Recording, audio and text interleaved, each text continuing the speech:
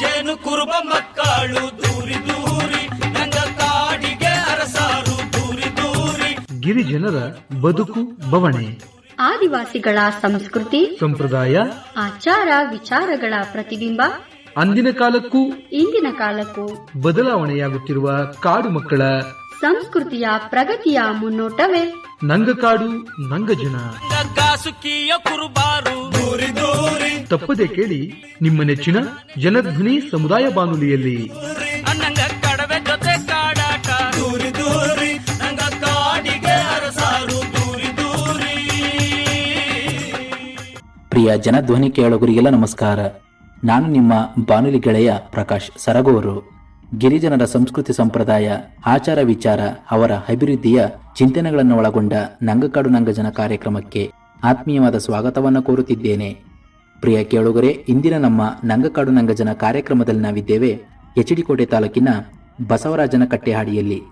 ಇಂದಿನ ಈ ಕಾರ್ಯಕ್ರಮದಲ್ಲಿ ಈ ಬಸವರಾಜನ ಕಟ್ಟೆ ಹಾಡಿಯ ಕುರಿತು ಹಾಗೂ ಗಿರಿಜನರ ಕುರಿತು, ಇವರ ಸಂಸ್ಕೃತಿ ಸಂಪ್ರದಾಯ ಹಾಗೂ ಹಾಡಿಯ ಪ್ರಸ್ತುತ ಸ್ಥಿತಿಗತಿ ಮತ್ತು ಅಭಿವೃದ್ಧಿಯ ಕುರಿತು ಮಾಹಿತಿಯನ್ನ ಹಂಚಿಕೊಳ್ಳಲೆಂದು ನಮ್ಮೊಂದಿಗಿದ್ದಾರೆ ಎಚ್.ಡಿ. ಕೋಟೆ ತಾಲೂಕಿನ ಬಸವರಾಜನ ಕಟ್ಟೆ ಹಾಡಿಯ ನಿವಾಸಿಗರಾದ ಶ್ರೀಯುತ ಅಣ್ಣಯ್ಯರವರು.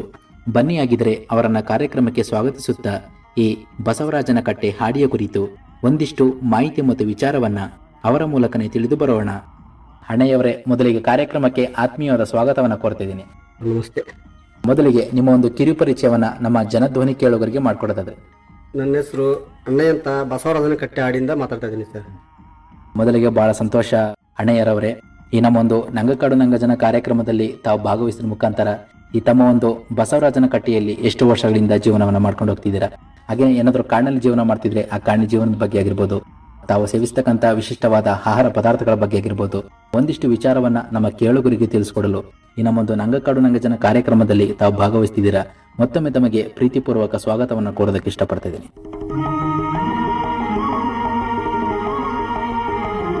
ಹಾಗೆಯೇ ಎಷ್ಟು ವರ್ಷಗಳಿಂದ ಈ ಒಂದು ಬಸವರಾಜನ ಕಟ್ಟೆ ಹಾಡಿಯಲ್ಲಿ ವಾಸ ಮಾಡ್ಕೊಂಡು ಹೋಗ್ತಿದ್ದೀರಾ? ಹೇಗಿದೆ ಜೀವನ ಅಣ್ಣಯ್ಯರವರೇ? ಇವಾಗ ನನ್ನಿಷ್ಟ ಪ್ರಕಾರ ನನಗೆ ಇವಾಗ ಹೆಚ್ಚು ಕಡಿಮೆ 48 ವರ್ಷ ಆಗಿದೆ. ಅದಕ್ಕೆ ಮುಂಚೆ ನಮ್ಮ ತಂದೆ ತಾಯಿಗಳು ಇದ್ದಿದ್ದು ಫಾರೆಸ್ಟ್, ಅಂದ್ರೆ ಪಕ್ಕನೆ ಫಾರೆಸ್ಟ್ ಇದೆ. ಅಲ್ಲಿ ಫಾರೆಸ್ಟ್ ಜಮೀನಲ್ಲಿ ಅಲ್ಲಿ ನಮ್ಮ ದೇವಸ್ಥಾನಗಳು ಇದೆ, ಕೆರೆಗಳು ಇದೆ, ಸ್ಮಶಾನ ಕೂಡ ಇದೆ. ಅಲ್ಲಿಂದ ಹೆಚ್ಚು ಕಡಿಮೆ ನನ್ನ ಗೊತ್ತಿರೋ ಪ್ರಕಾರ ಒಂದು 40 ವರ್ಷದ ಪ್ರದೇಶದಿಂದ ಈಚಾಕ್ಬಿಟ್ರು. ಆಮೇಲೆ ಈಚಾಕಿದ ತಕ್ಷಣ ಸ್ವಲ್ಪ ಕಾಡುಗಳಿದ್ದು ಅದನ್ನ ನಮ್ಮ ತಂದೆಯವರು ಎಲ್ಲ ಗುಂಪಾಗಿ ಒಂದು ಸ್ವಲ್ಪ ಅಷ್ಟು ಕಡ್ಕೊಂಡು ಒಂದಿಷ್ಟು ಜಾಗ ಮಾಡ್ಕೊಂಡ್ರು. ಅಲ್ಲಿ ನಾವು ಇದ್ದೀವಿ ಸರ್. ಹೆಚ್ಚು ಕಡಿಮೆ ಅಲ್ಲಿ ಫಾರೆಸ್ಟ್ ಕಡೆ ಹೆಚ್ಚು ಕಡಿಮೆ 100 ವರ್ಷದಿಂದ ಅಲ್ಲಿದ್ರು. ಇವಾಗ ಇಲ್ಲಿದ್ದೀವಿ, ಈ ಕಡೆ ಪಕ್ಕದಲ್ಲಿದ್ದೀವಿ, ಟ್ರಾನ್ಸ್ ಪಕ್ಕ ಇದ್ದೀವಿ ಸರ್. ಅಂದ್ರೆ ಎಷ್ಟು ವರ್ಷಗಳಾಯ್ತು ಆಡಿ ಬಂದು ನೀವು? ಇವಾಗ ಆಡಿ ಬಂದು ನಾವು ಬಂದಿದ್ದು ನನ್ನ ಪ್ರಕಾರ 40 ವರ್ಷನಾಗಿದೆ ಸರ್. ಅದಕ್ಕೆ ಮುಂಚೆ ಬಂದಿದ್ರು ನಮ್ಮ ತಂದೆ ತಾಯಿ, ನಮ್ಮ ತಾತದ್ರೆಲ್ಲ ಅಲ್ಲಿ ಆಚೆ ಕಾಡಲ್ಲಿ ಇದ್ರು. ಈಗ ನಾವಿದ್ದು ಪ್ರಭಾನಗರ ಪಕ್ಕ ಇಲ್ಲೇ ಅದೇ ಇಲ್ಲಿ ಹೆಚ್ಚು ಕಡಿಮೆ 45 ವರ್ಷ ಆಗಿದೆ ಸರ್ ಬಂದು. ಅದೇ ತಾವ್ ಹೇಳ್ತಿದ್ದೀರಾ, ಈ ಒಂದು ಬಸವರಾಜನ ಕಟ್ಟೆ ಆಡಿ ಬಂದು ನಾವು 40 ವರ್ಷಗಳಾಯ್ತು. ನಮ್ಮ ತಂದೆ ತಾಯಿಗಳು ಹಿಂದಿನ ಕಾಲದಲ್ಲಿ ಕಾಡಿನಲ್ಲಿ ಜೀವನ ಮಾಡ್ತಿದ್ರು. ಅವರು 100 ವರ್ಷಗಳಿಂದ ಅಲ್ಲೇನೆ ಕಾಡಿನಲ್ಲಿ ಜೀವನ ಮಾಡ್ತಿದ್ರು. ನಾವು ಪ್ರಸ್ತುತವಾಗಿ ಆಡಿ ಬಂದು 40 ವರ್ಷಗಳಿಂದ ಜೀವನವನ್ನ ಮಾಡ್ಕೊಂಡು ಹೋಗ್ತಿದ್ವಿ ಅಂತ ಹೇಳ್ತಾ ಇದ್ದೀರಾ. ಹಾಗಿದ್ರೆ ಜೀವನ ಹೇಗಿದೆ? ಆಗಿನ ಜೀವಿತಗೂ ಈಗ ನನಗೆ ತಿಳಿದ ಮಟ್ಟ ಹಾಗೆ ನನ್ನ ಹೆಚ್ಚು ಕಡಿಮೆ ನಾನು ಹೇಳ್ತಾ ಇರೋದು. ಇವಾಗ ನನಗೆ 48 ವರ್ಷ ಅನ್ನಲ್ಲ, ಅದರಿಂದ ನಾನು 30 ವರ್ಷದಿಂದ ಈಚೆಗೆ ಹೇಳ್ತಾ ಇದ್ದೀನಿ ನಾನು. ಆವಾಗ ಅದೇ ನಮ್ಮ ಇವಾಗ ಕಾಡು ಜೀವನ ಸ್ವಲ್ಪ ಅಕ್ಕಪಕ್ಕ ಗೊತ್ತಿತ್ತಲ್ಲ ಸರ್. ಆವಾಗ ಎಲ್ಲ ಏನು ತಿಂದು ಅದೇ ಮಾಂಸ ಆಗಲಿ ಮುಟ್ಟೆ ಆಗಲಿ ಏನೋ ಒಂದು ಸೊಪ್ಪುಗಳಾಗಲಿ ಆಹಾರಗಳಾಗಲಿ ಕಾಡು ಹಣ್ಣು ಸೊಪ್ಪುಗಳು ಆಗೊಂದು ಚೆನ್ನಾಗಿತ್ತು. ಇವಾಗ 2000 ವರ್ಷ ಇತ್ತೀಚೆಗೆ ಎಲ್ಲ ಅದೇ ನಾಟಿ ಕೋಳಿ ಅಂತೆ ಅದಂತೆ ಇದಂತೆ ಸ್ವಲ್ಪ ಆಹಾರ ಪದ್ಧತಿಗಳಿದೆ. ಆವಾಗ ನಮಗೆಲ್ಲ ಏನಾರ ಜ್ವರ ಬರಲಿ, ಚಳಿ ಬರಲಿ, ಏನೋ ತೊಂದರೆಗಳು ಬರಲಿ, ಕಾಳು ಸೊಪ್ಪು ಬೇರು ಔಷಧಿಗಳು ಅದಾಗಿತ್ತು. ಇವಾಗ ಏನೇ ಮಾಡಿದ್ರು ಅದು ಸರಿ ಬರ್ತಲ್ಲ ಸರ್. ಇವಾಗ ಯಾವಾಗ ಇದು ನಾವು ಆಹಾರದಲ್ಲಿ ಕಲಬೆರಕೆ ಅಂತಂದ್ರೆ ಒಂದು ಔಷಧಿಗಳು ಗೊಬ್ಬರಗಳು ಅದು ಸರಿ ಇಲ್ದೇನೆ ಎಲ್ಲ ಮೆಡಿಸಿನ್ಗಳಾಗ್ಬಿಟ್ಟು ಇವಾಗ ಆಸ್ಪತ್ರೆಗೆ ಹೋಗ್ಬೇಕು ಸರ್. ಏನೇ ನಾವು ಬೇರು ಮದ್ದು ಚಕ್ಕೆ ಅದು ಏನ್ ಬರಲ್ಲ ಸರ್. ಇವಾಗ ಆಸ್ಪತ್ರೆಗೆ ಹೋಗ್ಬೇಕು. ಹಾಗೇನೆ ಈ ಒಂದು ಆಡಿಯೋ ಪ್ರಸ್ತುತಿ ನೋಡೋದಾದ್ರೆ ಇಲ್ಲಿ ಎಷ್ಟು ಕುಟುಂಬಗಳು ವಾಸ ಮಾಡ್ಕೊಂಡು ಹೋಗ್ತಿದ್ದೀರಾ? ಸರ್ ಇಲ್ಲಿ 75ರಿಂದ 80 ಕುಟುಂಬ ಇದೀವಿ. ಅದರಲ್ಲಿ ಕಡ್ಡಾಯವಾಗಿರುವಂತದ್ದು ಮನೆ 70 ಮನೆಗಳಿದೆ. ಕೆಲವು ಮನೆಗಳಲ್ಲಿ 2-3 ಕುಟುಂಬಗಳಿದ್ದಾರೆ. ಸರ್ಕಾರ ಮನೆ ಕೊಡೋದಕ್ಕೆ ರೆಡಿ ಇದೆ. ಆದ್ರೆ ಇದು ಸರಿಯಾದ ದಾಖಲೆಮೆಂಟ್ಗಳಿಲ್ದೇನೆ, ಆಧಾರ್ ಕಾರ್ಡ್ಗಳ ದಾಖಲಾತಿಗಳಿಲ್ದೇನೆ ಜನ ಸ್ವಲ್ಪ ಹಿಂದಾಗಿ ಹೋಗಿದ್ದಾರೆ ಸರ್. ಅದರಿಂದ ಅದೇ ತಾವ್ ಹೇಳ್ತಿದ್ದೀರಾ, ಈ ಒಂದು ಬಸವರಾಜನ ಕಟ್ಟೆ ಹಾಡಿಯಲ್ಲಿ ಒಟ್ಟು 75 ಕುಟುಂಬಗಳು ವಾಸ ಮಾಡ್ಕೊಂಡು ಹೋಗ್ತಿದೀವಿ ಅಂತ. ಹಾಗಿದ್ರೆ ಆ 75 ಕುಟುಂಬಗಳಲ್ಲಿ ಯಾವ ಜನಾಂಗದವರು ಸಂಪೂರ್ಣವಾಗಿ ವಾಸ ಮಾಡ್ಕೊಂಡು ಹೋಗ್ತಿದ್ದೀರಾ? ಇಲ್ಲಿ ಯಾವ ಜನಾಂಗ ಬೇರೆ ಅಲ್ಲ ಸರ್, ಮಾಮೂಲಿ ಜೇನು ಕುರುಬ ಜನಾಂಗದವರು ಸರ್. ಜೇನು ಕುರುಬರು. ಹಾಗಾದ್ರೆ ಜೀವನಕ್ಕೆ ಏನೆಲ್ಲ ಕೆಲಸ ಮಾಡ್ಕೊಂಡು ಹೋಗ್ತಿದ್ರೆ ಅಣ್ಣಯ್ಯರು? ಜೀವನಕ್ಕೆಲ್ಲ ಕೂಲಿ ಹೋಗ್ತಾರೆ ಸರ್. ಈಗ ಅಲ್ಪ ಸ್ವಲ್ಪ ಜಮೀನು ಹೆಂಗೋ ಮಾಡ್ಕೋತಾರೆ. ಬಾಕಿ ಹೆಚ್ಚು ಕಡಿಮೆ ಇಲ್ಲ 17 ಜನರಿಗೆ ಮಾತ್ರ ಒಂದು ಸ್ವಲ್ಪ RTC ಇರೋದು 1 ಎಕರೆ 10 ಗುಂಟೆ ಅಂತ. ಅದರಲ್ಲಿ ಈ ನಂಜನಕನಲ್ಲಿ ಗ್ರಾಮದವರು ಒತ್ತುವರಿ ಮಾಡಿ ಅದರಿಂದ ಅರ್ಧ ಎಕರೆ, 1/4 ಎಕರೆ, 3/4 ಎಕರೆ, ಕೆಲವ್ರಿಗೆ 1 ಎಕರೆ ಬರಲ್ಲ ಸರ್. ಆ ತರ RTC ಮಾತ್ರ ಇದೆ. ಆದ್ರೆ ಸರಿಯಾದಂತ ಜಾಗಗಳಿಲ್ಲ ಸರ್. ಅದು ನಮ್ಗೆಲ್ಲ, ನಮ್ಗೆ ಜಮೀನಿಲ್ಲ, ಜಮೀನು ಇರೋರ್ಗೆ ಇದೆ ಸರ್. 16 ಜನಕ್ಕೆ ಇದೆ ಅಷ್ಟೇ ಸರ್. ಗುಳಿನಾರಿ ಮಾಡ್ಕೊಂಡು ಜೀವನ ಮಾಡ್ತಾರೆ ಸರ್. ಅದೇ ಹೇಳ್ಬೇಕಂದ್ರೆ ಒಟ್ಟಾರೆ ಎಲ್ಲರೂ ಕೂಡ ಈ ಒಂದು ಆಡಿಯಲ್ಲಿ ಕೂಲಿನ ಮಾಡ್ಕೊಂಡು ಜೀವನವನ್ನು ಸಾಗಿಸ್ಕೊಂಡು ಹೋಗ್ತಾ ಇದ್ದೀರಾ. Sir sir. ಹಾಗೆ ಒಂದು ಮಕ್ಕಳ ಶೈಕ್ಷಣಿಕ ಮಟ್ಟ ನೋಡೋದಾದ್ರೆ ನಿಮ್ಮ ಆಡಿಯಲ್ಲಿ ಮಕ್ಕಳೆಲ್ಲ ಶಾಲೆಗೆ ಹೋಗ್ತಿದ್ದೀರಾ? ಈಗ ಕೆಲವರು ಮಕ್ಕಳು ಹೋಗ್ತಿದ್ದಾರೆ ಸರ್, ಕೆಲವರು ಮಕ್ಕಳು ಹೋಗ್ತಾ ಇಲ್ಲ. ಇಲ್ಲಿ 10 ಸ್ಕೂಲ್ ಇದೆ. ಇವಾಗ ಅದರದ್ದೇ ಸಮಸ್ಯೆ ಸರ್. ಈಗ ನಮ್ಮ ಮಕ್ಕಳು ಕೂಡ ಹೋಗ್ತಿದ್ದಾರೆ ಸ್ಕೂಲ್ಗೆ. ಆದ್ರೆ ನಮ್ಮ ಮಕ್ಕಳು ಈ ತರ ಕದ್ದು ಬಿದ್ದು ಹೋಗಿ ಅವ್ರನ್ನ ಮತ್ತೆ ಕರ್ಕೊಬರ್ಬೇಕು. ಇದೇ ತರ ನಮ್ಮ ಜನ ಏನೇ ತಗೋಗಿ ಹಾಸ್ಟೆಲ್ ಬಿಟ್ರು ಹಿಂಗೇನೆ, ಸ್ಕೂಲ್ ಬಿಟ್ರು ಹಿಂಗೇನೆ. ಅದರದ್ದೇ ದೊಡ್ಡ ಸಮಸ್ಯೆ ಸರ್. ನಾನೇ ಸ್ವಲ್ಪ ಲೀಡ್ರು ಇಲ್ಲಿಗೆ. ನಾನು ಲೀಡ್ರ್ ಅಂತಂದ್ರೆ ಸ್ಕೂಲ್ಗೆ ಮಾತ್ರ ಸದಸ್ಯನಾಗಿದ್ದೀನಿ ಸ್ಕೂಲ್ಗೆ. ಆದ್ರೂ ನಾನು ಮಕ್ಕಳನ್ನ ಅವಾಯ್ಡ್ ಮಾಡಕ್ಕಾಯ್ತಲ್ಲ ಸರ್. ಎಲ್ಲ ಈಗ ನಮ್ಗೆ ಹೇಳಿದ್ರೆ ಕೆಲದೇ ಹೊರಟೋಗೋದು. ಈ ಕೊಡಗು ಹೊಂಟೋಯ್ತಾರೆ ಸರ್. ಯಾವ ಜಾಗ ಅಂತ ಹೊಡ್ಕೊಂಡು ಹೋಗ್ಬೋದು ಸರ್. ಇನ್ನು ಅಕ್ಕಪಕ್ಕ ಊರಾದ್ರೆ ಕರ್ಕೊ ಬರ್ಬೋದು. ಕೊಡಗು ಅದು ನಮ್ಗೆ ಗೊತ್ತಿಲ್ಲ ಜಾಗ. ಫೋನ್ ಏನ್ ಮಾಡೋದಂದ್ರೆ ಅಲ್ಲಿ ಫೋನ್ ನೆಟ್ವರ್ಕ್ ಸಿಗಲ್ಲ ಸರ್. ಹಿಂಗೆ ಆಗುತ್ತೆ ಸರ್ ಪರಿಸ್ಥಿತಿ. ಅಂದ್ರೆ ತಂದೆ ತಾಯಿಗಳು ಮಕ್ಕಳಿಗೆ ಸರಿಯಾದ ಒಂದು ಶಿಕ್ಷಣವನ್ನು ಕೊಡಿಸ್ತಾ ಇಲ್ವ ಈ ಆಡಿಯಲ್ಲಿ? ಈ ತರ ಕೊಡಿಸ್ತಾರೆ ಸರ್. ಇವಾಗ ಒಂದು ಉದಾಹರಣೆ ಹೇಳ್ಬೇಕಾದ್ರೆ, ಇವಾಗ ನಾನು ನಮ್ಮ ಮಕ್ಕಳಿಗೆ ನಾನು ಹೊಡೆದೆ ಅಂತಂದ್ರೆ ನಮಗ್ ಸಮಾಧಾನ ಮನೆಗೆ ಹೊಂಟೋಗೋದು. ಆಗ ಅಲ್ಲಿ ಏನಾದ್ರು ಬೆಳೆಸಿದ್ರೆ ಇನ್ನೊಂದು ಮನೆ ಹೊಂಟೋಗೋದು. ನಮ್ಮಲ್ಲಿ ಅಂದ್ರೆ ಈ ಅನಿಸಿಕೆಗಳಿದೆ. ಈಗ ನಾವು ಬಂದ್ರೆ ಯಾರು ಬಂದ್ರು, ಯಾಕೆ ಬಂದೆ, ಹೆಂಗ್ ಬಂದೆ, ಇನ್ಕ್ವೈರಿ ಮಾಡಲ್ಲ. ಅವ್ರಿಗೂ ಅನ್ನ ಹಾಕೋದು, ಊಟ ಹಾಕೋದು, ಅಲ್ಲೇ ಮುಗಿಸೋದು. ಈ ತರ ಪದ್ಧತಿ ಆಗ್ಬಿಟ್ಟು ಸರ್. ನಮ್ಮ ಮಕ್ಕಳಿಗೆ ಏನೇ ಮಾಡಿದ್ರು, ಹೊಡೆದ್ರು ಬಿಡಿದ್ರೆ ಈ ತರ ಶಿಫ್ಟ್ ಆಗ್ಬಿಡ್ತಾರೆ ಸರ್. ಅಡವಿ ದೇವಿಯ ಕಾಡು ಜನಗಳ ಈ ಹಾಡು ನಾಡಿನ ಜೀವ ತುಂಬಿದೆ. ಅಡವಿ ದೇವಿಯ ಕಾಡು ಜನಗಳ ಈ ಹಾಡು ನಾಡಿನ ಜೀವ ತುಂಬಿದೆ. ಹಂಗಾಗಿ ಮಕ್ಕಳು ಸ್ವಲ್ಪ ಕೈ ಇವಾಗ 1-2 ತಿಂಗಳಿಗೆ ಆದ ದಿವಸ ಈ ತರ ಮತ್ತೆ ಕರ್ಕೊ ಬರ್ಬೇಕು. ಎಲ್ಲಾರು ಹುಡುಕಿ ಅದ್ರ ಆಗಲ್ಲ. ಮಕ್ಕಳನ್ನ ವಿದ್ಯಾಭ್ಯಾಸಕ್ಕೆ ಕಳಿಸ್ಲೇಬೇಕು. ಆದ್ರೆ ಈ ತರ ಹಿಂಗ್ ಆಗ್ಬಿಟ್ಟಿದೆ. ಸ್ವಲ್ಪ ಸಮಸ್ಯೆ ಆಗ್ಬಿಟ್ಟೆ ಸರ್ ಮಕ್ಕಳದು. ಅಂದ್ರೆ ಕೆಲವು ಮಕ್ಕಳು ಈ ಆಡಿಯಲ್ಲಿ ಶಾಲೆಗೆ ಹೋಗಕ್ಕೆ ತುಂಬಾ ಹಿಂಜರಿತಿದ್ದಾರೆ ಸರ್. ತಂದೆ ತಾಯಿಗಳು ಮಕ್ಕಳನ್ನ ಒಂದು ಜವಾಬ್ದಾರಿಗೆ ತಗೊಂಡು ಸರಿಯಾದ ಒಂದು ಶಿಕ್ಷಣವನ್ನು ಕೊಡ್ತಾ ಇದಾರೆ. ಹೇಗೆ ಕೊಡ್ತಾರೆ. ಇವಾಗ ತಂದೆ ತಾಯಿ ಏನು ತೊಂದರೆ ಏನಿಲ್ಲ. ಈ ಮಕ್ಕಳ ಸಮಸ್ಯೆ ಹೆಂಗ್ ಗೊತ್ತಾ, ಹೇಳ್ದ್ರೆ ಕೇಳಿದ್ರೆ ಹಂಗೆ ಎಸ್ಕೇಪ್ ಆಗ್ಬಿಡೋದು. ಅಂದ್ರೆ ಹೇಳ ಮಾತು ಕೇಳಲ್ಲ ಅಂತ ಹೇಳಿ ಕೇಳಲ್ಲ. ಮಕ್ಕಳಿಗೆ ಸಹ ತಪ್ಪೋದು. ಆ ತಂದೆ ತಾಯಿ ಪೋಷಕರು ಏನ್ ತಪ್ಪಿಲ್ಲ. ಹೊಡೆದು ಬಂದು ಕಳಿಸಿಂತಾರೆ. ಈಗ ಸಿಕ್ಕಿದ್ರೆ ಸಹ ಹೊಡೆದು ಬಂದು ಕಳ್ಸಕ್ಕಾಯ್ತದೆ. ಸಿಕ್ಕದೇ ಇಲ್ಲ ಅಂದ್ರೆ ಏನ್ ಮಾಡಕ್ಕಾಗುತ್ತೆ ಸರ್. ನಂದೊಂದು ಅನಿಸಿಕೆ, ಇವಾಗ ನಿಮ್ಮ ಹತ್ರ ಅದೊಂದು ಮಾಡಾಗೆ ಆಗಿದ್ರೆ ಹಿಂಗ್ ಗೊತ್ತಾ. ಇಲ್ಲಿ ಇವಾಗ ಹತ್ರ ಪತ್ರ ಅಷ್ಟ ಈ ನಮ್ಮ ಮಕ್ಕಳಿಗೆ ಇಲ್ಲೇ ಹತ್ರ ಸ್ಕೂಲ್ಗೆ ಆಗಲ್ಲ ಸರ್. ಇವಾಗ ನಾನು ಒಂದ್ಸರಿ ಏನ್ ಮಾಡಿದೆ ಅಂತ ಅಂದ್ರೆ, ಅದು ಬಿಳಿರಂಗನ ಬೆಟ್ಟಕ್ಕೆ ಸ್ಕೂಲ್ಗೆ ಕಳ್ಸ್ಬಿಟ್ಟಿದೆ. ಆತರ ಏನಾರ ಮಾಡದಿದ್ರೆ ದೂರದ ಸ್ಕೂಲ್ಗೆ ಮಾಡ್ಬೇಕು ಸರ್. ಇಲ್ಲಿ ಅಕ್ಕಪಕ್ಕ ಆದ್ರೆ ಬಂದ್ಬಿಟ್ರೆ ಸರ್, ಹುಡುಗರು ಮಾತಾಡ್ಕೊಂಡು ಬಂದ್ಬಿಟ್ರೆ ಸರ್. ಅದಕ್ಕಾಗಿ ಅವ್ರ ಓದಿಸ್ಬೇಕಾದ್ರೆ ಅಕ್ಕಪಕ್ಕ ಸಾಲ ನನಗೆ ಎಷ್ಟೋ ಪ್ರಯತ್ನ ಪಡ್ತೀನಿ ಸರ್, ಆಗ್ತಾ ಇಲ್ಲ ಸರ್. ಅಂದ್ರೆ ತಾವ್ ಹೇಳ್ತಿದ್ದೀರಾ, ಇಲ್ಲಿ ಅಕ್ಕಪಕ್ಕ ಇರುವಂತ ಶಾಲೆಗಳಿಗೆ ಮಕ್ಕಳು ಹೋದ್ರೆ ಅವರು ಮಧ್ಯಾಹ್ನದಲ್ಲಿ ಎದ್ದು ಊರು ಬಂದ್ಬಿಡ್ತಾರೆ. ಅವ್ರಿಗೆ ದೂರದಲ್ಲಿರುವಂತ ಕೆಲ ಯಾವ್ದಾರ ಊರುಗಳಲ್ಲಿ ಸೇರಿಸ್ತಾರೆ. ಅವ್ರು ಓದೋದಕ್ಕೆ ತುಂಬಾ ಅನುಕೂಲವಾಗ್ತದೆ ಅಂತ ಹೇಳ್ತಾರೆ. ಅನುಕೂಲ ಆಗುತ್ತೆ ಸರ್. ನಮ್ಮ ಮಕ್ಕಳೇ ಬೇರೆಯವ್ರಿಗೆ ಬೇಡ ಸರ್. ನಮ್ಮ ಮಕ್ಕಳೇ 3 ಜನ ಇದಾರೆ ಸ್ಕೂಲ್ ಹೋಗಂತ ಮಕ್ಕಳೇ. ಅವ್ರನ್ನೇ ಕರ್ಕೊಬರ್ಬೇಕು ನಾನು ಹೋಗಿ. ಆತರ ನಮ್ಮ ಮಕ್ಕಳೇ ಈ ತರ ಅದ. ಇನ್ನೊಬ್ರು ಮಕ್ಕಳಿಗೆ ನಾನು ಏನು ಕೇಳಿ ಸಾಧ್ಯ. ಹಿಂಗಾಗಿ ಇಲ್ಲೊಂದು ಓದಿಸ್ಕಾಗ. ಇಲ್ಲಿ ಪಕ್ಕದಲ್ಲೇ ಸ್ಕೂಲ್ ಇದೆ ಸರ್. ಮತ್ತೆ ಇನ್ನೊಂದು ಇಲ್ಲಿ ಸೊಳ್ಳೆಪುರ ಹಾಸ್ಟೆಲ್ ಹೋಗಿಬಿಟ್ಟೆ, ಅಲ್ಲಿನೂ ಆಗ್ತಾ ಇಲ್ಲ. ಆಮೇಲೆ ನಂಜನಕನಲ್ಲಿ ಅಲ್ಲಿ ಇದೆ ಸ್ಕೂಲ್, ಅಲ್ಲಿ ಹೋಗಿ ಬಿಟ್ಟೆ, ಅಲ್ಲಿನೂ ಆಗ್ತಾ ಇಲ್ಲ. ಏನೇ ಮಾಡಿದ್ರು ಆಗ್ತಾ ಇಲ್ಲ ಸರ್. ಅದಕ್ಕಾಗಿ ಇವ್ರಿಗೆ ಏನಾರ ಪ್ಲಾನ್ ಮಾಡಿ ಯಾವ್ದೊಂದು ಹಾಸ್ಟೆಲ್ಗೆ ಸೇರಿಸ್ಬೇಕು ಅನ್ನೋದು ನನ್ನ ಅನಿಸಿಕೆ ಸರ್. ಹಾಗೇನೆ ಈ ಯಾಡಿ ಪುನರ್ವಸತಿ ಆಗಮನ ಅಂದ್ರೆ ಯಾಡಿ ಬರಕ್ಕಿಂತ ಮುಂಚೆಗೆ ತಾವೆಲ್ಲಿ ಜೀವನವನ್ನ ಮಾಡ್ತಿದ್ರೆ ಅಣ್ಣಯ್ಯರವರು? ನಾವು ಅದೇ ಸಹ ಪಕ್ಕದಲ್ಲೇ ಇದೆ. ನನಗೆ ಹೇಳಿದ್ದೀನಿ ಸರ್ ಕಾಡು. ಆ ಕಾಡು ಅಂದ್ರೆ ಇನ್ನೂ ಫಾರೆಸ್ಟ್ ರನ್ಸ್ ಆಗಿತ್ತಿಲ್ಲ. ಕಾಡು ಪಕ್ಕನೇ ಜೀವನ ಮಾಡ್ತಿದ್ವಿ ಸರ್ ನಾವು. ಯಾವಾಗ ಅಲ್ಲಿ ಪ್ರಬಣಗಾಡಿ ಆಡಿದ್ದೀರಾ ಸರ್? ಪ್ರಬಣಗಾಡಿ ಆಡಿ ಒಂದು ಟೆಸ್ಟ್. ಇವಾಗ ಅದೇ ಮಾಮೂಲಿ ಕಾಡಲ್ಲಿ ಇದ್ದಿದ್ದು, ಕಾಡು ಪಕ್ಕನೆ ಫಾರೆಸ್ಟ್ ಕಾಡೇ ಅದು. ಯಾವಾಗಲ್ಲ ಆ ಪ್ರಬಣಗಾಡಿ ಮನೆ ಶಿಫ್ಟ್ ಆಯ್ತು ಫಸ್ಟ್ ಗೌರ್ಮೆಂಟ್ ಇಂದ, ಅದೇ ಸರ್ಕಾರದಿಂದ ಮನೆ ಆಯ್ತು ಪ್ರಬಣಗಾಡಿಲಿ. ಆಮೇಲೆ ಅಲ್ಲಿಂದ ಇಲ್ಲಿ ಉಂಟು ಸರ್ ನಾವು. ಹೀಗೆ ಬಸವರಾಜ ಕಟ್ಟೆ ಅದೇ ಎರಡು ಒಂದೇನೆ. ಆಮೇಲೆ ಇತ್ತೀಚೆಗೆ ಅವರು ಹೆಸರಿಟ್ಟಿರೋದು ಬೇರೆ ಬೇರೆ. ಇವಾಗ ಅಲ್ಲೊಂದು ಆಡಿ ಇಲ್ಲೊಂದು ಆಡಿ ಐತಲ್ಲ ಸರ್, ಅಲ್ಲಿಂದ ಅಲ್ಲೇ ಸಹ ಇದ್ದು ನಾವು. ಬೇರೆಯಿಂದ ವಲಸೆ ಬಂದಿಲ್ಲ ನಾವು. ಇದೇ ಪಕ್ಕದಲ್ಲಿ ಇದ್ದ ಇಲ್ಲಿಂದ ಇದ್ದು ಇಲ್ಲಿನೇ ಆತರ. ಏನಾದ್ರು ಕಾಡಿನಲ್ಲಿ ಜೀವನ ಮಾಡ್ತಿದ್ರೆ ಮೊದ್ಲು? ಹೌದು ಸರ್. ಮಾಮೂಲಿ ಕಾಡಿನ ಸರ್. ಇವಾಗ ನಾನು ಹೇಳ್ತಿದ್ನಲ್ಲ, ಇವಾಗ 40 ವರ್ಷದಿಂದ ಮಾತ್ರ ನಿಮ್ಗೆ ಗೊತ್ತಿದೆ ಅಂತ. ಅದರಿಂದ ಅದು ಹೆಚ್ಚು ಕಡಿಮೆ ಇವಾಗ ಈ ಪುನರ್ವಸತಿ ಬಂದು ಹೆಚ್ಚು ಕಡಿಮೆ ನಮ್ಮ ಅದನ್ನು ಹೆಚ್ಚು ಕಡಿಮೆ ಅಂದ್ರೆ 1995ರಿಂದ ಎಲ್ಲ ಜಮೀನು ಮಾಡೋದು ಇದು ಮಾಡೋದೆಲ್ಲ ಆಯ್ತು ಸರ್. ಅದ್ರ ಮುಂಚೆನೆ ಕಾಡೆ ಹೆಚ್ಚು ಕಡಿಮೆ. ಅಮ್ಮ ಅಂದ್ರೆ ಒಂದು 25 ವರ್ಷದಿಂದ ಜಮೀನು ಮಾಡ್ತಾ ಇದ್ದಾರೆ ಸೈಡ್ಲಿ. ಆಮೇಲೆ ಅದ್ರ ಮುಂಚೆನೆ ಎಲ್ಲ ಕಾಡಲ್ಲಿ ಕೆತ್ತಿ ಬಿತ್ತನೆ ಮಾಡ್ತಿದ್ರು. ಇವಾಗ ಇಲ್ಲಿ ಬಂದ್ರಲ್ಲ ಅದಂತೆ ಅಳತೆ ಮಾಡ್ಕೊಂಡು ಈ ತರ ಮಾಡ್ತಾರೆ ಸರ್. ಹಾಗಾದ್ರೆ ತಾವು ಮೊದಲು ಕಾಡಿನಲ್ಲಿ ಜೀವನ ಮಾಡ್ತಿದ್ನ ಅಂತ ಹೇಳ್ತಾ ಇದ್ರಿ. ಕಾಡಲ್ಲಿ ಆ ಕಾಡಿನಲ್ಲಿ ಯಾವ ರೀತಿ ಒಂದು ಜೀವನವನ್ನು ಮಾಡ್ತಿದ್ರಿ, ಎಷ್ಟು ಖುಷಿ ಕೊಡ್ತಾ ಇದ್ರಿ ಅದ್ರ ಬಗ್ಗೆ ತಿಳಿಸ್ಕೊಡಿ. ಕಾಡಲ್ಲಿ ಸಹ ಅದೇ ಮಾಮೂಲಿ ಒಂದು ಊಟಕ್ಕೆ ಸ್ವಲ್ಪ ತೊಂದರೆ ಅಂತಂದ್ರೆ ಗೆಡ್ಡೆ ಗಿಣಸ್ ತಿನ್ಕೊಳ್ಳೋದು ಆ ಟೈಮ್ ಸಮಯ ಬಂದಾಗ. ಆಮೇಲೆ ಕಾಡಲ್ಲಿ ಸಿಕ್ಕೋ ಹಣ್ಣುಗಳು ಸಿಕ್ಕೋದು, ಸೊಪ್ಪುಗಳು ಸಿಕ್ಕೋದು. ಆಮೇಲೆ ಮೇ ತಿಂಗಳೆಲ್ಲ ಒಂದು ಹೊಸದಾಗಿ ಮಳೆಗೆ ಚಪ್ಪು ಚಿಗುರುಗಳು ಬರ್ತಾರೆ ಸರ್, ಒಳ್ಳೆ ಒಳ್ಳೆ ಸೊಪ್ಪುಗಳು ಸಿಕ್ಕೋದು, ಹಣ್ಣುಗಳು ಸಿಕ್ಕೋದು. ಆಮೇಲೆ ಈ ಊಟಕ್ಕೆ ಸ್ವಲ್ಪ ತೊಂದರೆ ಸರ್. ಇವಾಗ ಅಂದ್ರೆ ಈಗ ಒಳ್ಳೆ ರೀತಿ ಒಂದು ಜೇನುತುಪ್ಪ ಸಿಕ್ಕಿದ್ರೆ ಅದೊಂದು ಸ್ವಲ್ಪ ಉಪಯೋಗ. ಮತ್ತೆ ಕಾಡಿನ ಸೊಪ್ಪುಗಳು, ಹಣ್ಣುಗಳು ಅದು ಬಿಟ್ರೆ ಯಾರೋ ಇಲ್ಲಿ ರೈತರ ಹತ್ರ ಕೆಲಸ ಬಿಡ್ತಿಲ್ಲ ಸರ್, ಅವರು ಅವಾಗ ದುಡ್ಡು ಕಾಸು ಏನಿಲ್ಲ. ಏನೋ ಕೊಯ್ಲಿಗೆ ಹೋದ್ರೆ ಬರೀ ರಾಗಿನೇ ಕೊಡೋದು, ಏನೇ ಕೆಲಸ ಮಾಡಿದ್ರೆ ರಾಗಿನೇ ಕೊಡೋದು. ಆಮೇಲೆ ಬೀಸ್ಕೊಳ್ಳೋ ಕೂತ್ರೆ ಏನೋ ಜೀವನ ಒಟ್ಟೆ ಚೆನ್ನಾಗಿತ್ತು ಅವಾಗ. ಅದಕ್ಕೆ ಇವಾಗ ಅದಕ್ಕೆ ಸ್ವಲ್ಪ ಅಡ್ಜಸ್ಟ್ ಆಗಲ್ಲ ಸರ್. ಇವಾಗ ತಿಂದು ಚೆಲ್ಲಷ್ಟು ದೇವ್ರು ಕೊಟ್ಟವನೇ ಅನ್ನ, ಆವಾಗ ಹೊಟ್ಟೆಗೆ ಸಾಧ್ಯತಿಲ್ಲ. ಆದ್ರೆ ಆ ಅನ್ನ ಇಲ್ಲಿ ಈ ಅನ್ನ ಇಲ್ಲಿ ಸರ್. ಆಗ ತಿನ್ನೋ ನನಗೆ ಗೊತ್ತಿದೆ ಅನುಭವ. ನಾನು 30 ವರ್ಷದಿಂದ ಅತ್ತ ಹೇಳ್ತಾ ಇರೋದು. ಇವಾಗ ನನಗೆ ನಮ್ಮ ಅಂದ್ರೆ ನನಗೆ ಒಂದು ಅದೇ 90 ಇಸ್ವಿಯಿಂದ ಆ ಕಡೆ ಹೇಳ್ತಾ ಇರೋದು ಸರ್. ನಾನು ಈಚೆಗೆ ನನಗೆ ಎಲ್ಲ ಗೊಬ್ಬರ ಅದು ಇದು ಎಲ್ಲ ಆಗ್ಬಿಟ್ಟು ಇವಾಗ ಎಲ್ಲ ಆಸ್ಪತ್ರೆಗೆ ಹೋಗ್ಬೇಕು ಸರ್. ಇವಾಗ ಯಾವ್ದ ಬೇರು ಬಿತ್ತಗಳು ಯಾವ್ದು ಚಕ್ಕೆ ಪಕ್ಕೆ ಏನು ಆಗ್ತಿಲ್ಲ ಸರ್, ನಾಟಿ ಔಷಧಿಗಳು ಆಗ್ತಾ ಇಲ್ಲ ಈಗ. ಹಾಗಿದ್ರೆ ಅಲ್ಲಿ ಕಾಡಿನಿದ್ದಾಗ ಯಾವೆಲ್ಲ ಆಹಾರ ಪದಾರ್ಥಗಳನ್ನ ಕಿತ್ಕೊಂಡು ಬರ್ತಿದ್ರಿ, ಅದ್ರ ಬಗ್ಗೆ ತಿಳಿಸ್ಕೊಡೋದಾದ್ರೆ? ಅದು ನನಗೆ ಸ್ವಲ್ಪ ಗೊತ್ತಾಗಲ್ಲ ಸರ್. ಇದು ಸ್ವಲ್ಪ ಅದೇ ನಾನು ನೋಡಿದೀನಿ. ಅಂದ್ರೆ ಅದು ಜ್ವರ ಬಂದ್ರೆ ಅದೊಂದು ಸೊಪ್ಪು ಹಾಕೋದು, ಒಂದು ಏನೋ ತಲೆನೋವು ಬಂದ್ರೆ ಏನಾದ್ರು ಅದೇನೋ ನಾನು ತೊಗೊಳಕ ಅದೇನೋ ಕಾಯಿಗಳಿದೆ ಸರ್, ಆ ಉಜ್ಜುತ್ತಾರೆ ಅದನ್ನೆಲ್ಲ ಏನೋ ಒಂದು ಬಿಸಿನೀರು ಕಾಯಿಸ್ಬಿಡೋದು ಅದೇ ಆಯ್ತು ಸರ್. ಇವಾಗ ಅದೆಲ್ಲ ಏನಾಗ್ತಾರೆ ಸರ್, ಸೋಪು ಗಿಪ್ಪಿಲ್ಲ ಅಂದ್ರೆ ಅಂಟ್ಕೊಳಕಾಯಿ. ಆಮೇಲೆ ನೀವು ಗೊತ್ತಿರ್ಬೇಕನ್ನೋ ಚೌಳು ಮಣ್ಣು ಅನ್ಕೊಂಡು ಕೆರೆ ಮುಳಿಗಳು ಹೇಳ್ತದೆ ಒಂಥರ ವೈಟ್ಗೆ. ಕಾಡಲ್ಲಿ ಸಿಗತ್ತ ಹಣ್ಣುಗಳು ಸುಮಾರು ನಾನಾ ಥರದ ಹಣ್ಣುಗಳು ಸಿಗುತ್ತೆ ಸರ್.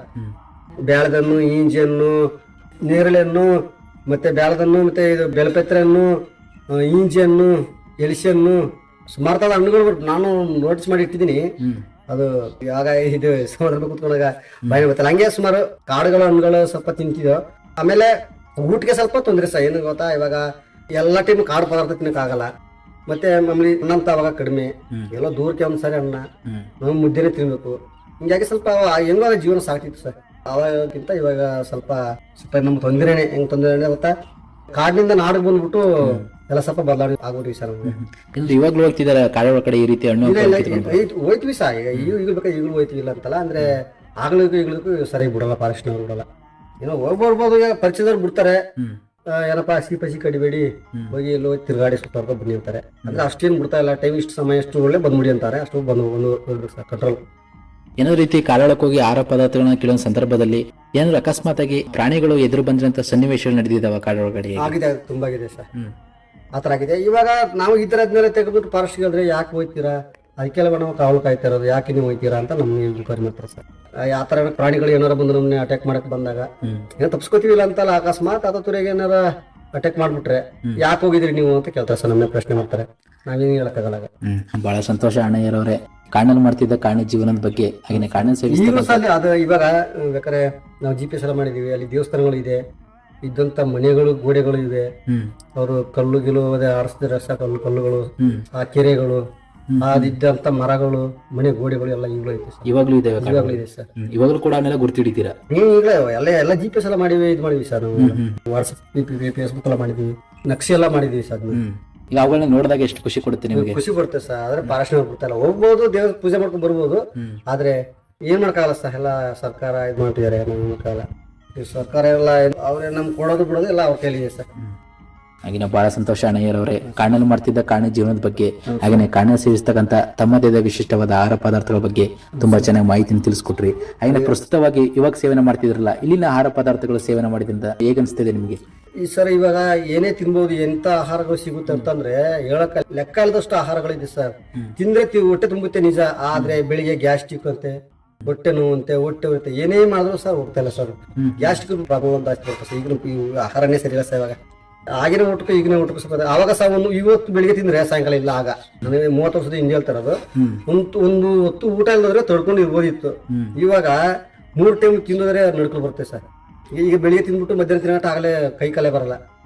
ಆಗತ್ತಿದ್ರು ಅವ್ರು ಸಾಯಂಕಾಲ ಕೈ ಕಾಲ ಬರಲ್ಲ, ಆ ರೀತಿ ಆಗುತ್ತೆ. ಆವಾಗ ಹಂಗಲ್ಲ, ಒಂದು ಹೊತ್ತು ಸರ್ ನಿಂತು ಸ್ವಲ್ಪ ಇಷ್ಟು ಅದೇ ಸಾಕಾಯ್ತಿತ್ತು. ಇವಾಗ ಹಂಗಿಲ್ಲ ಸರ್. ಅದೇ ತಾವ್ ಹೇಳ್ತಿದ್ರೆ ಇಲ್ಲಿ ಸೇವನೆ ಮಾಡ್ತಕ್ಕಂಥ ಆಹಾರ ಪದಾರ್ಥಗಳಿಗೆ ರಾಸಾಯನಿಕ ಗೊಬ್ಬರವನ್ನ ಸೇರಿಸ್ತಾ ಇದ್ದಾರೆ, ಅದರಿಂದ ನಮ್ಮ ಒಂದು ಆರೋಗ್ಯನ ಕೂಡ ಹಾಳಾಗ್ತಾ ಇದೆ. ಹಾಗೆ ಹಿಂದಿನ ಕಾಲದಲ್ಲಿ ನಾವು ಕಾಡಿನಲ್ಲಿ ಸೇವಿಸ್ತಕ್ಕಂಥ ಯಾವುದೇ ಆಹಾರ ಪದಾರ್ಥಗಳಿಗೆ ಯಾವುದೇ ರೀತಿಯ ಒಂದು ರಾಸಾಯನಿಕ ಗೊಬ್ಬರವನ್ನ ಸೇರಿಸ್ತಿರ್ಲಿಲ್ಲ, ಒಳ್ಳೆ ತುಂಬಾ ಪೌಷ್ಟಿಕತೆ ಉಳ್ಳ ಆಹಾರ ಪದಾರ್ಥಗಳಾಗಿದ್ದವು ಅಂತ ಹೇಳ್ತಾ ಇದ್ದೀರಾ ತಾವು?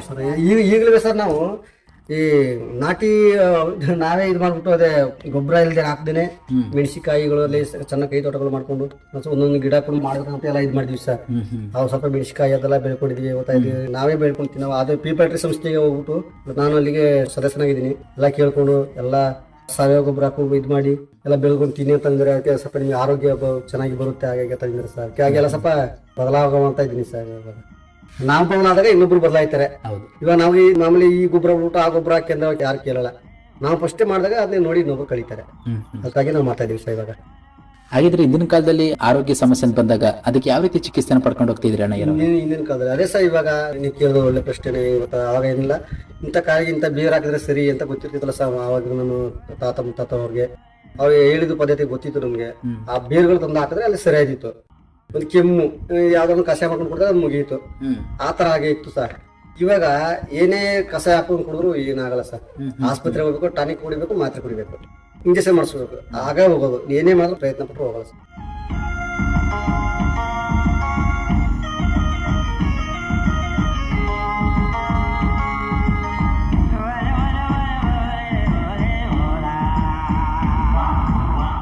ಅದೇ ತಾವ್ ಹೇಳ್ತಾರೆ ಇಂದಿನ ಕಾಲದಲ್ಲಿ ಏನೋ ಸಣ್ಣ ಪುಟ್ಟ ಕಾಯಿಲೆಗಳು ಬಂದ್ರೆ ತಮ್ಮ ಮನೆಗಳಲ್ಲಿ ಕೆಲವು ಕಷಾಯ ಔಷಧಿಗಳನ್ನ ಬಳಸ್ಕೊಂಡು ಅದರಲ್ಲೇ ಗುಣವಾಗ್ತಾ ಇದ್ರಿ. ಇವಾಗ್ಲೂ ಕೂಡ ಮುಂದುವರಿಸ್ಕೊಂಡು ಹೋಗ್ತಿದ್ರ ಕಷಾಯ ಔಷಧಿಗಳನ್ನ? ಅದೇ ಸರ್. ಇವಾಗ ಆಗಲ್ಲ ಸರ್. ಇವಾಗ ಯಾಕಾಗಲ್ಲ ಅಂತಂದ್ರೆ ಇವಾಗ ನಾವು ತಿನ್ನೋಂಥದ್ದು ಆಹಾರಗಳು ಸರಿ ಇಲ್ಲ. ಮಾಮೂಲಿ ಮೆಡಿಸಿನ್ ಆಮೇಲೆ ಗೊಬ್ಬರ ಇದೇ ತಿಂತಾ ಇದೀವಿ. ಅದಕ್ಕೆ ಆಸ್ಪತ್ರೆ ಮೆಡಿಸಿನ್ ಬೇಕು. ಈ ಮೆಡಿಸಿನ್ ಊಟ ತಿನ್ನಾಗ ಆ ಮೆಡಿಸಿನ್ ಬೇಕೇ ಬೇಕು. ಈ ನಮ್ ಮೆಡಿಸಿನ್ ಆಗ್ತಾ ಇಲ್ಲ ಅದಕ್ಕೆ. ಹಾಗೇನೆ ಸರ್ಕಾರದಿಂದ ಯಾವೆಲ್ಲ ಹಕ್ಕುಪತ್ರಗಳು ಸಿಕ್ಕಿದಾವೆ ಅದ್ರ ಬಗ್ಗೆ ತಿಳಿಸ್ಕೊಡೋದಾದ್ರೆ? ಸರಿ ಸರ್. ಇವಾಗ ನಾವಾಗ ಹಕ್ಕುಪತ್ರ ಬಗ್ಗೆ ನಾವು ಎ ಫಾರಂ ಬಿ ಫಾರಂ ಅರ್ಜಿ ಹಾಕಿದೀವಿ. ಅರ್ಜಿ ಹಾಕಿ ಅದರಿಂದ ನಮ್ಗೆ ಏನು ಬಂದಿಲ್ಲ ಸರ್. ಗ್ರಾಮ ಪಂಚಾಯತಿಲಿ ಇಟ್ಕೊಂಡಿದ್ದೀವಿ ಸರ್. ಅದೇ ಎಷ್ಟೋ ಸಲ ಅದಕ್ಕೋಸ್ಕರ ನಾವು ಮೀಟಿಂಗ್ಗಳು ಮಾಡಿದೀವಿ. ಪಂಚಾಯತ್ಲಿ ಕೂಡ 2-3 ಮೀಟಿಂಗ್ಗಳು ಮಾಡಿದೀವಿ. ಯಾವ್ದಕ್ಕೂ ಕ್ರಮ ತಗೋತಾ ಇಲ್ಲ ಸರ್. ಗ್ರಾಮ ಪಂಚಾಯತ್ಲಿ ಉಳ್ಬಿಟ್ಟಿದೆ ಸರ್. ನಮ್ಗೆ ಏನು ಕೊಟ್ಟಿಲ್ಲ. ಅದರಿಂದ ಯಾವ್ದೊಂದು ಹಕ್ಕುಪತ್ರ ಕೊಡ್ಲಿ ಏನು ಕೊಟ್ಟಿಲ್ಲ ಸರ್. ಅದ ಕಳಿಸ್ತೀವಿ ಅಂತ ಏನು ಅದನ್ನ ಅದ್ರ ಮೇಲೆ ಕ್ರಮಣೆ ತಗೋತಾ ಇಲ್ಲ ಸರ್ ಗ್ರಾಮ ಪಂಚಾಯತ್ ಅವರು. ಆಮೇಲೆ ಒಂದು ಮೀಟಿಂಗ್ ನಾವು ಒಂದು ಫಾರೆಸ್ಟ್ ಅವ್ರು ಕಳೆದ್ರೆ ರೆವಿನ್ಯೂ ಬರಲ್ಲ, ರೆವಿನ್ಯೂ ಕಳೆದ್ರೆ ಯಾರೋ ಒಂದು ಅಧಿಕಾರಿ ಬರಲ್ಲ. ಮುಖ್ಯವಾಗಿ ಫಾರೆಸ್ಟ್ ಅಧಿಕಾರಿನೇ ಬರಲ್ಲ ಸರ್. ಅದೇ ತಾವ್ ಹೇಳ್ತಿದ್ರ ತಮ್ಮ ಒಂದು ಆಡಿಯಲ್ಲಿ ಕೆಲವು ಹಕ್ಕುಪತ್ರಗಳ ಅವಶ್ಯಕತೆ ಇದೆ, ಅದು ಸಂಬಂಧಪಟ್ಟ ಕೂಡ ಗ್ರಾಮ ಪಂಚಾಯತಿಗೆ ಹೋಗಿ ದೂರ ನೀಡಿದ್ದೀರಾ. ಅದು ಯಾವ್ದು ರೀತಿಯ ಒಂದು ಪ್ರತಿಕ್ರಿಯೆ ನೀಡ್ತಾ ಇಲ್ಲ ಅಂತ ಹೇಳ್ತಾ ಇದ್ದೀರಾ. ಹಾಗೆ ಆಡಿಯಲ್ಲಿ ಆಚರಿಸಿಕೊಂಡು ಬರುತ್ತಿರುವ ತಮ್ಮ ಸಂಪ್ರದಾಯ ಹಬ್ಬಗಳು ಹಾಗೂ ಅವುಗಳ ವಿಶೇಷತೆಯನ್ನು ತಿಳಿಸ್ಕೊಡೋದಾದ್ರೆ? ಮಾಮೂಲಿ ಮಾಡ್ತಾರೆ ಸರ್. ದೀಪಾವಳಿ ಮಾಡ್ತಿದ್ದಾರೆ, ಗೌರಿ ಗಣೇಶ ಹಬ್ಬಗಳು ಮಾಡ್ತಾರೆ, ಮತ್ತೆ ಯುಗಾದಿ ಹಬ್ಬ ಬಿಡಿ ಸರ್. ಅದು ಹಳೆ ಪದ್ಧತಿ ಎಲ್ಲ. ಆವಾಗ ಕೋಲಾಡ್ತಿದ್ರು, ಏನೇನೋ ಮಾಡ್ತಿದ್ರು. ಕಳಿ ಕಟ್ಟೋದಂತೆ ಎಲ್ಲ ಬೇರೆ ಬೇರೆ ಬಟ್ಟೆ ಬಿಚ್ಕೊಂಡು ಸೊಪ್ಪು ಕಟ್ಕೊಂಡು ಕುಣಿಯೋದು ಎಲ್ಲ ಮಾಡ್ತಿದ್ರು ಸರ್. ಇವಾಗ ಅದೆಲ್ಲ ಸ್ವಲ್ಪ ಬದಲಾವಣೆ ಆಗಿದೆ ಸರ್. ಯಾವಾಗ ಈ ತರ ಅದೇ ಹೆಚ್ಚು ಕಡಿಮೆ ನನ್ನ ಅನಿಸಿಕೆ ಪ್ರಕಾರ ಅದು ಒಂದು 30 ವರ್ಷದ ಹಿಂದೆನೆ ಹೊರಟೈತೆ ಸರ್. ಅದು ಎಲ್ಲ ಆ ಪದ್ಧತಿ ಎಲ್ಲ ಮಾಡ್ತಾರೆ. ಹಬ್ಬಗಳು ಮಾಡ್ತಾರೆ, ಹಬ್ಬ ಆಚರಣೆಗಳು ಮಾಡ್ತಾರೆ. ಅಂದ್ರೆ ಈ ತರ ಪದ್ಧತಿಗಳು ಮಾಡ್ತಾ ಇಲ್ಲ ಸರ್. ಸ್ವಲ್ಪ ಚೇಂಜ್ ಆಗಿದೆ, ಬದಲಾವಣೆಗಳಾಗಿದೆ ಸರ್. ಅಂದ್ರೆ ಕಾರಣದಲ್ಲಿ ಯಾವೆಲ್ಲ ಹಬ್ಬಗಳು ಮಾಮೂಲಿ ಮಾಡ್ತಾರೆ ಸರ್. ಅದೇ ಮಾಮೂಲಿ ಮಾಡ್ತಾರೆ. ಯುಗಾದಿ ಜಾಸ್ತಿ ಮಾಡ್ತಾರೆ ಸರ್. ಯುಗಾದಿ ಹಬ್ಬ, ಗೌರಿ ಗಣೇಶ ಹಬ್ಬ, ಮತ್ತೆ ಸಂಕ್ರಾಂತಿ, ಶಿವರಾತ್ರಿ ಎಲ್ಲ.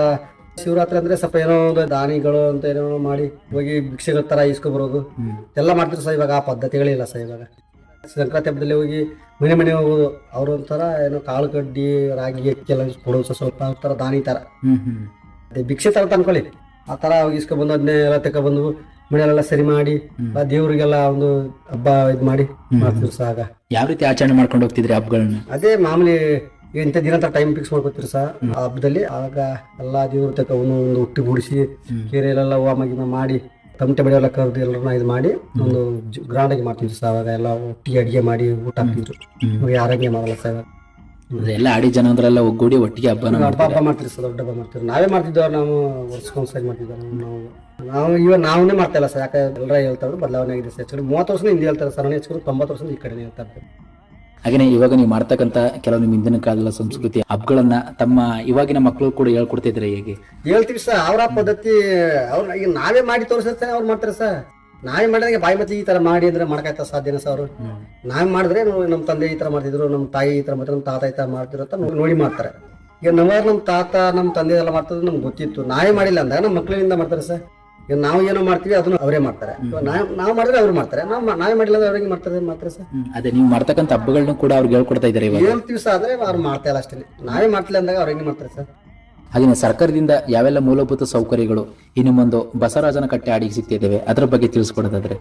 ಸರ್ಕಾರ ಸೌಲಭ್ಯಗಳು ಏನು ಸಿಗ್ತದೆ ಸರ್?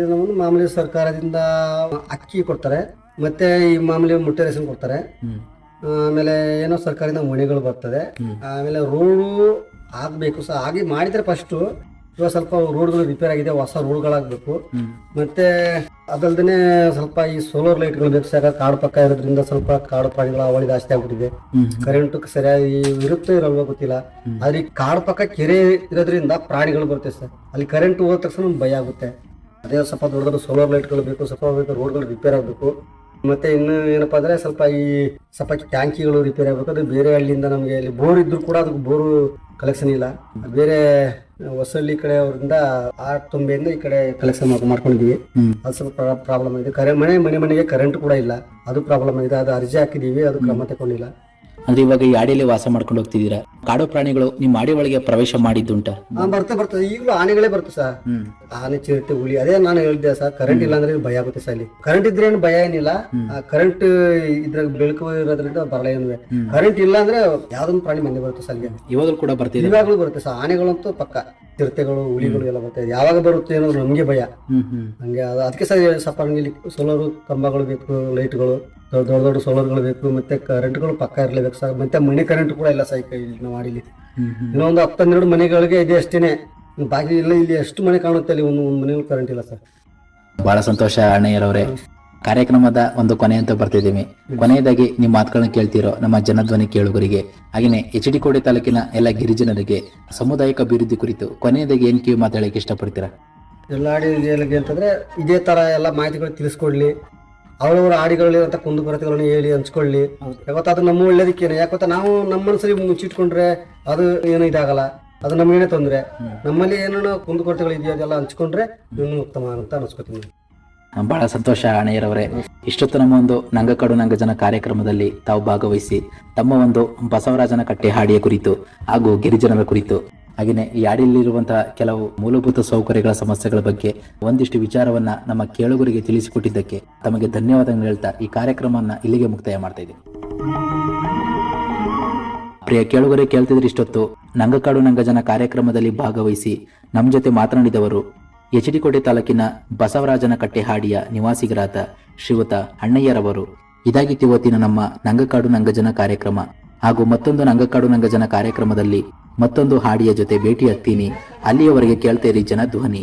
ಇದು ನಿಮ್ಮ ನೆಚ್ಚಿನ ಹಾಗೂ ಮೈಸೂರಿನ ಮೊಟ್ಟ ಮೊದಲ ಸಮುದಾಯ ಬಾನುಲಿ ಕೇಂದ್ರ 90.8 ಕಂಪನಾಂಕದಲ್ಲಿ ಸರಗೂರಿನಿಂದ ಪ್ರಸಾರವಾಗುತ್ತಿದೆ. ನಮಸ್ಕಾರ. ನಂಗ ಜೇನು ಕುರುಬ ಮಕ್ಕಳು ದೂರಿ ದೂರಿ, ನಂಗ ಕಾಡಿಗೆ ಅರಸಾರು ದೂರಿ ದೂರಿ. ಗಿರಿಜನರ ಬದುಕು ಬವಣೆ, ಆದಿವಾಸಿಗಳ ಸಂಸ್ಕೃತಿ ಸಂಪ್ರದಾಯ, ಆಚಾರ ವಿಚಾರಗಳ ಪ್ರತಿಬಿಂಬ. ಅಂದಿನ ಕಾಲಕ್ಕೂ ಇಂದಿನ ಕಾಲಕ್ಕೂ ಬದಲಾವಣೆಯಾಗುತ್ತಿರುವ ಕಾಡು ಮಕ್ಕಳ ಸಂಸ್ಕೃತಿಯ ಪ್ರಗತಿಯ ಮುನ್ನೋಟವೇ ನಂಗಕಾಡು ನಂಗಜನ. ಕಾಸುಕಿಯ ಕುರುಬಾರು ದೂರಿ ದೂರಿ. ತಪ್ಪದೆ ಕೇಳಿ ನಿಮ್ಮ ನೆಚ್ಚಿನ ಜನಧ್ವನಿ ಸಮುದಾಯ ಬಾನುಲಿಯಲ್ಲಿ. ಅನ್ನಂಗ